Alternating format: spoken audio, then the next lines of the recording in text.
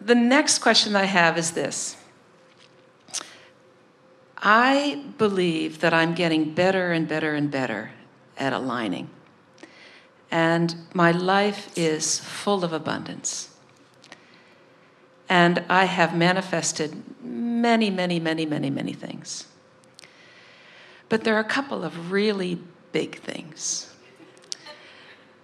I'd like to pay off She's talking about what you're talking about, isn't she? Can you rewind the tape? We're all connected. I'd like to pay off my mortgage. Why? Because I'd like to be able to retire and not have to worry about... Upstream. I know. Yeah. Can you tell us why you want to pay off the mortgage and stay downstream about it? Let me see. Not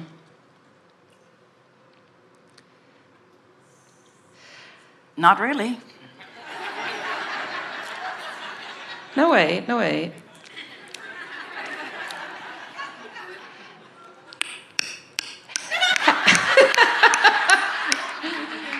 You're non-physical. I'm still stuck with the brain. You've got to give me time. Upstream. Okay. Happy, healthy, dead. No problems. Abundance.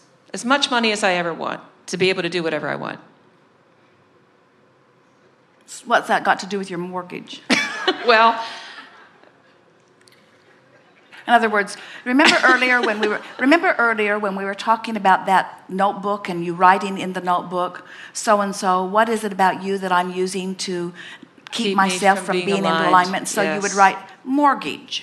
What is it that I'm what is it I'm thinking about you that I'm using as my excuse to not come into alignment with who I really am relative to the subject of abundance? Yeah. And so listen to the upstream and then downstream subjects. So upstream is, this mortgage reminds me that I still have debt, or with this mortgage comes the pain of interest, which is sort of a wasting of money, or...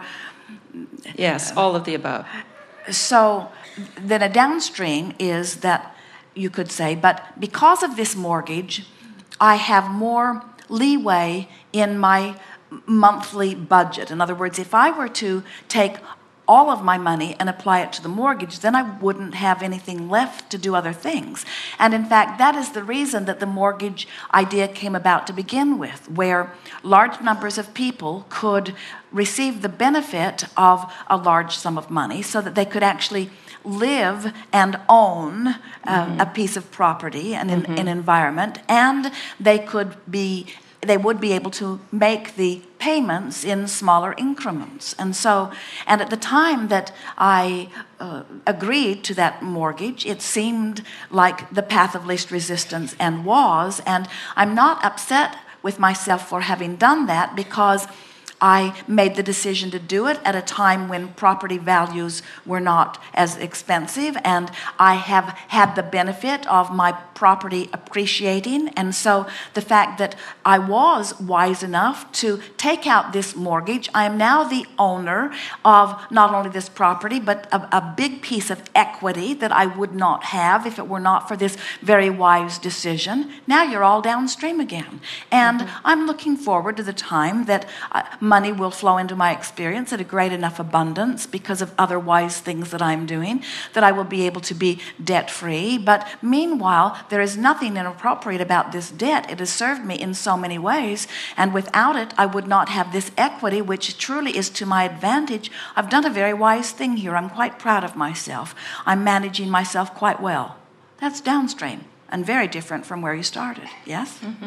And under those conditions, now you've because you see, every time that you've struggled with anything financially, you've launched these rockets of desire, and this conversation that we just had together got you pointed downstream. So now you're moving toward that vibrational escrow, which means things will begin to occur to you. You'll actually begin to see things actualizing and manifesting that you couldn't have done as long as you were feeling uncomfortable with the mortgage. It's what we were talking about as we began began here today. You deal with the emotional journey. Nothing's changed. You've still got the mortgage, but your energy's flowing now. You're not using the mortgage as your excuse to not allow your energy to flow. And now your energy is flowing again. Now you're doing step 3. You're in the state of allowing, and all the things that are over there in vibrational escrow are now possible, where just a moment ago they weren't. That's the work, you see.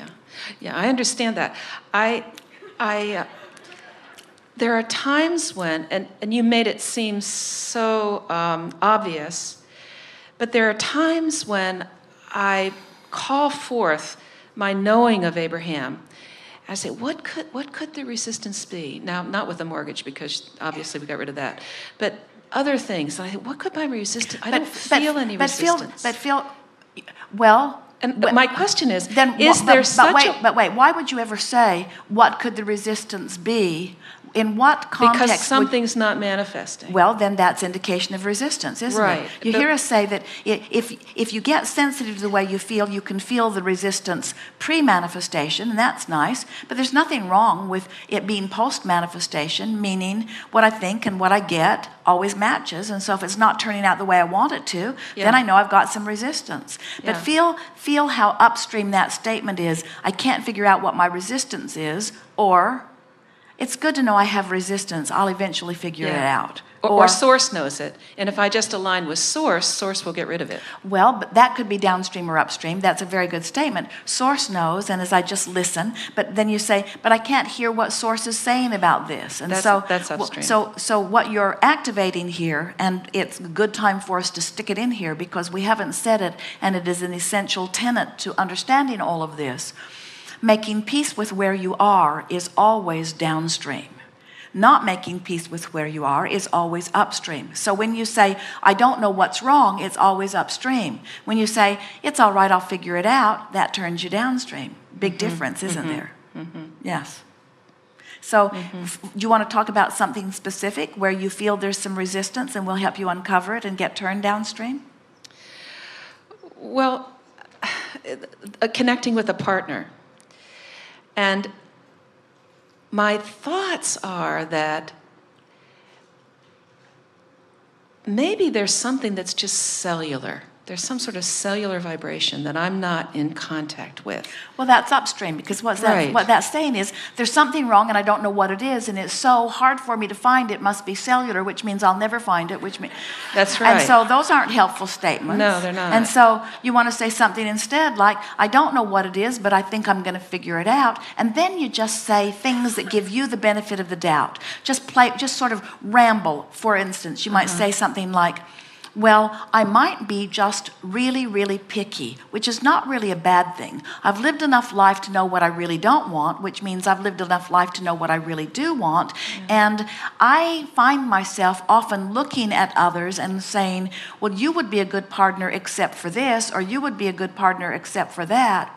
We'll tell you, stepping back a little bit from this, that you are masterfully independent, and that is the thing that we can feel is a helpful hindrance, and we mean both helpful and hindrance in this way. Because you are independent, you see any partner as a compromising factor. And so every time you see something that you think you would want, you superimpose over it your sense of loss of freedom. And so, but in the process of that, you are asking for a partner who is flexible and understanding, someone who has their own self-autonomy, someone who is working on being connected to Source also, someone who is not looking to you, to needing you to be a certain way. In other words, any of you who have had any relationships with people who have not known about this stream, almost everybody looks at you and says, for me to be truly fulfilled, you need to be different in some way, which sends you upstream every time because it steps on your toes of freedom. So as you factor into your vibrational escrow, wanting someone who gets all of that, then you take care of that. For the most part, there's a segment of your population that is looking for security, and there's another segment of your population that is looking for freedom. In other words, most of you fall into one category or the other. Most people want a relationship because they don't feel that they are enough in and of themselves, and they think that the relationship will shore them up in some way. And for example, help me pay off the mortgage or something like that. Something like that. No. Something like that. Yeah, okay. And there are others who don't want to give up their freedom, right. and they see any relationship, while it might enhance one aspect of their life, as trampling their toes of freedom in the other. And so when you realize that you are in the process of attracting someone who is understanding the laws of attraction, understanding the secret, understanding that they have source energy within them, understanding that their work is to align with source and then do anything else they have time for, that takes all of that feeling of your toes of freedom being trampled out of the equation and cleans up quite a bit of the vibration. Did you feel that happen? Yes. Yeah. Thank you very much. Yes, indeed.